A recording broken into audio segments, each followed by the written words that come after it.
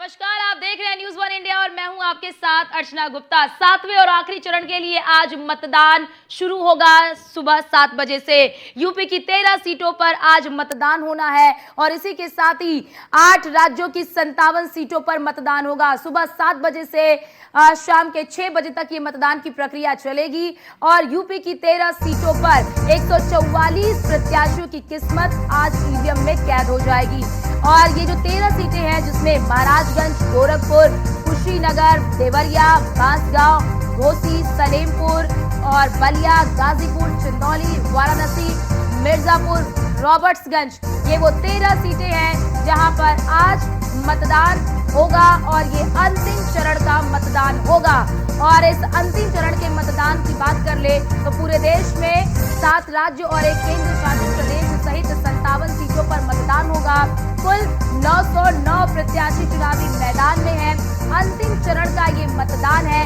10 करोड़ से अधिक मतदाता आज अपने मताधिकार का इस्तेमाल करेंगे और सबसे बड़ी चीज यूपी की 13 सीटें जहां पर आज वोटिंग होनी है। सुबह 7 बजे से मतदान की प्रक्रिया शुरू हो जाएगी। ये सीटें यूपी की पूर्वांचल की सीटें हैं और ये सीटें अपने आप में काफी महत्व रखती हैं। ऐसे में अगर बात कर ले जिन 7 राज्य और केंद्र शासित प्रदेश की जो 57 सीटों पर मतदान हो रहा है, जिसमें उत्तर प्रदेश की 13 सीटें हैं और बात कर ले पश्चिम बंगाल की तो वहां की 9 सीटें हैं। इसी की तरह बिहार की बात कर ले तो वहां पर 8 सीटें हैं, उड़ीसा की 6 सीटें हैं और इसी के साथ ही चंडीगढ़ की 1 सीट इसमें शामिल है। कुल 909 प्रत्याशी आज चुनावी मैदान में हैं। 10 करोड़ से अधिक मतदाता अपने मताधिकार का आज इस्तेमाल करेंगे। 7वें चरण के लिए चुनौतियां अनेक हैं। सबसे बड़ी चुनौती भीषण गर्मी, क्योंकि जो गर्मी का कह लीजिए कि प्रकोप है वो बढ़ता जा रहा है। ऐसे में जब सुबह 7 बजे से मतदान की प्रक्रिया शुरू होगी तो ऐसे में देखना होगा कि कहां पर क्या कुछ उचित व्यवस्थाएं की गई हैं, मतदाताओं को प्रेरित करने के लिए मतदान केंद्रों पर किस तरह की व्यवस्थाएं की गई हैं, क्योंकि ये लोकसभा कहते हैं ना कि लोकतंत्र के सबसे बड़े पर्व का आज अंतिम दिन है और ये अंतिम चरण है। 19 अप्रैल को पहले चरण का मतदान हुआ था और उसके बाद फिर आपने देखा कि किस तरह से मतदान की प्रक्रिया बढ़ती गई और अब ये अपने समापन की ओर अग्रसर हो रही है।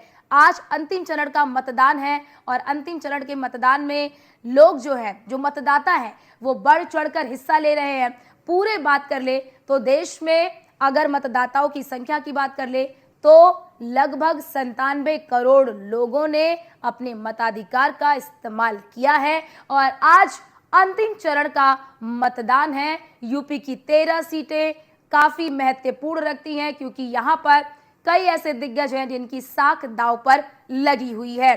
और आज बताते चले आपको कि देश के 7 राज्यों और एक केंद्र शासित प्रदेश सहित 57 सीटों पर मतदान हो रहा है। सुबह 7 बजे से मतदान की प्रक्रिया शुरू हो जाएगी। तमाम दिग्गज भी अपने मताधिकार का इस्तेमाल करते हुए नजर आएंगे। लेकिन आपने देखा होगा कि 7वें चरण के लिए किस तरह से जमकर प्रचार प्रसार भी हुआ। जनता के सामने तमाम दावे और वादे किए गए और अब आज अंतिम दिन है। जनता 5 साल के लिए देश की सत्ता किसके हाथ में सौंपती है, ये आज अंतिम दिन है। आज 909 प्रत्याशियों की जो किस्मत है वो ईवीएम में कैद हो जाएगी। उसके बाद नतीजे 4 जून को सबके सामने कि आखिरकार जनता ने किसे दिया है अपना मताधिकार, जनता ने किसे सौंपी है 5 साल के लिए इस देश की सत्ता।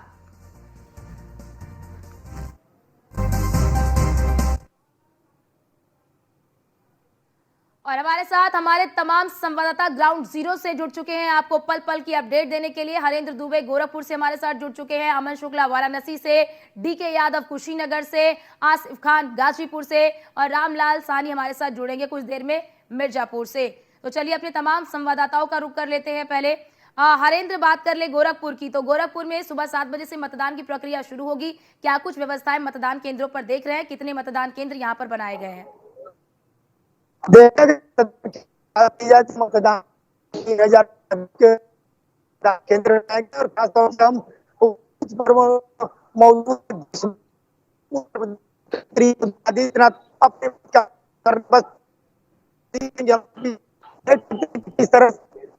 इस तरह से भुगतान किए गए और खासतौर से का नाम दिया गया उत्तर प्रदेश के मुख्यमंत्री योगी आदित्यनाथ और गौरव सीट के योगी आदित्यनाथ अपना मत का प्रयोग करेंगे। और खासतौर से आपको बता दें कि गोरखपुर जिले में अगर बात किया जाए तो 4 ऐसे बड़े प्रमुख जनप्रतिनिधि हैं जो अपने मत का प्रयोग करेंगे। एक तरफ जहां उत्तर प्रदेश के मुख्यमंत्री योगी आदित्यनाथ हैं, वहीं हिमाचल के राज्यपाल महामहिम शिव प्रताप शुक्ल हैं और उत्तर प्रदेश के कैबिनेट मंत्री डॉक्टर संजय निषाद हैं। और साथ ही साथ आपको बता दें कि प्रत्याशी भी अपना मत का प्रयोग करते आज गोरखपुर में नजर आएंगे। जी हरेंद्र, आप हमारे साथ बने रहिए। वाराणसी से अमन शुक्ला भी हैं। अमन, बात कर ले वाराणसी की, तो यहाँ पर कितने मतदान केंद्र बनाए गए हैं, मतदाताओं की संख्या कितनी है?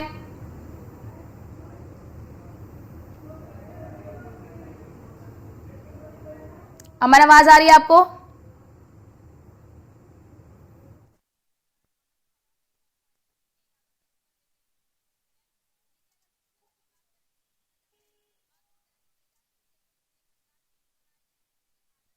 केंद्र है